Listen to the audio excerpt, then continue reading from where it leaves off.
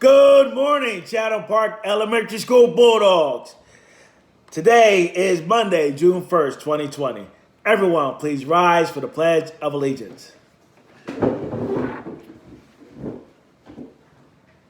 I pledge allegiance to the flag of the United States of America and to the republic for which it stands, one nation, under God, indivisible, with liberty and justice for all.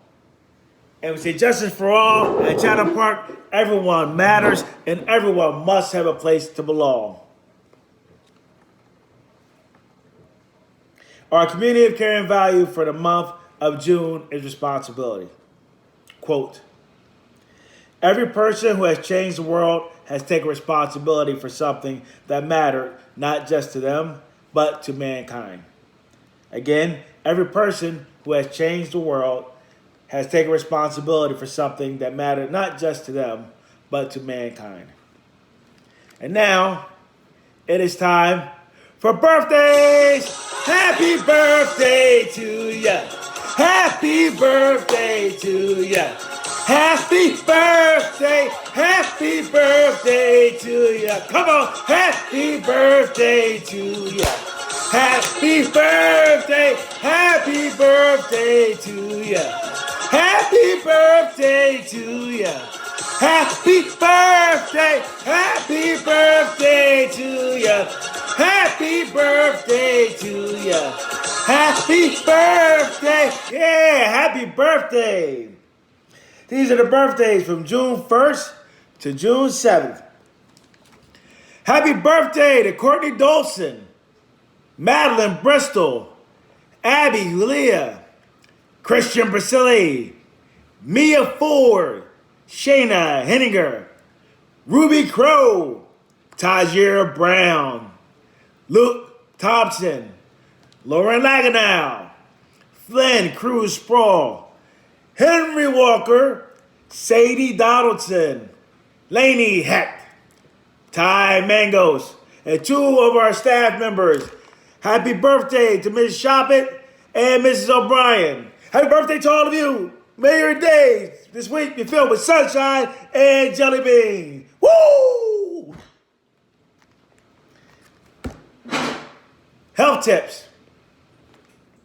Did you know June is Fresh Fruit and Vegetables Month? Fruit?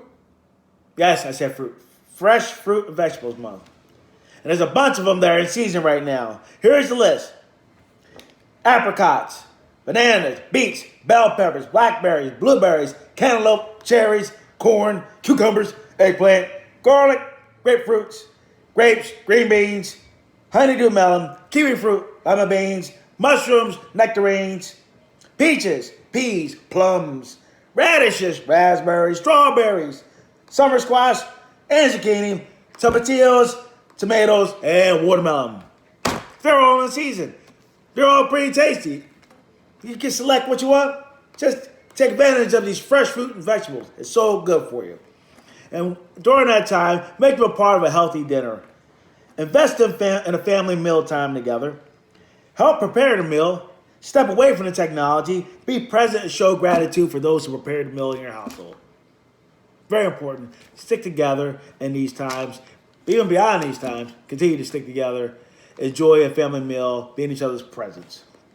National Days of the Week. That's for National Days. Well, June 1st is Go Barefoot Day. Pen Pal Day. And Say Something Nice Day. Hopefully we're saying something nice every day. June 3rd is National Running Day and National Egg Day. Those eggs filled with protein. June 4th is National Cheese Day. Unless you're lactose tolerant, but it's National Cheese Day. June 5th is National Donut Day. June 6th is National Trails Day. You know how I like to get out on those trails, get into nature, get that fresh air in so you can maintain your strength and stay bulldog strong. There's also June 6th is National Yo-Yo Day. I know we have some talented people at Chatham Park that do all kinds of tricks with the yo-yo. I'm not one of them, but I've seen some very talented students with some tricks with the yo-yo. So show your tricks off. And June 7th is National Boone Day, named after Daniel Boone, the famous frontiersman. Just a reminder to get back out on those trails to get some good fresh air and get take care of that energy. Now, said the Pledge of Allegiance earlier, and I want to make a note about the importance of listening and speaking to one another. Stephen Covey was noted for saying, "Seek first to understand, then to be understood." It's important to listen without judgment, without an agenda, and also assume that you can learn from anyone and prepare to be amazed. You're not always going to agree with everyone, but we have our opportunity and a responsibility to be able to listen to one another without an agenda, without judgment. A quick story, my best friend, when we first met, was a friend that was very unlikely. We disagreed on some very significant matters, some very rough issues when we first met. But today, almost 25 years later, we are still best friends. And it's because we stayed in it together and we're able to learn from one another over time. And now our kids play together, our families are well connected. We can still have our differences, but we respect one another. And it's not a personal matter. It's not a who's right and who's wrong. It's constantly learning. But what happens when you stop listening? And what happens when you walk away from one another? Because it's very easy to step out of something and step out and throw people to the side or not want to listen to them anymore. But what happens when you really do take the time and to connect and continue to learn from one another, as long as it's a safe situation, obviously. So just remember, seek first to understand, then to be understood. If we do more of that, listening to one another, we'll be in a much better space. Another note, our fifth graders are going to be honored on June 9th at 1 p.m. with a car parade and clap out, honk out. So we have arrangements to have a very safe parade.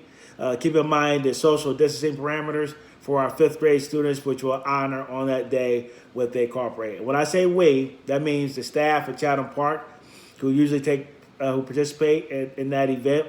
If we were in the building, we'll be participating, and we're going to be socially distanced around cones in our parking lot as the families of the fifth graders and the students drive through. This is a plea to make sure as a community that we're not trying to have an unintended social gathering. We're not inviting the community out as a whole to take a look and stand around and gather outside.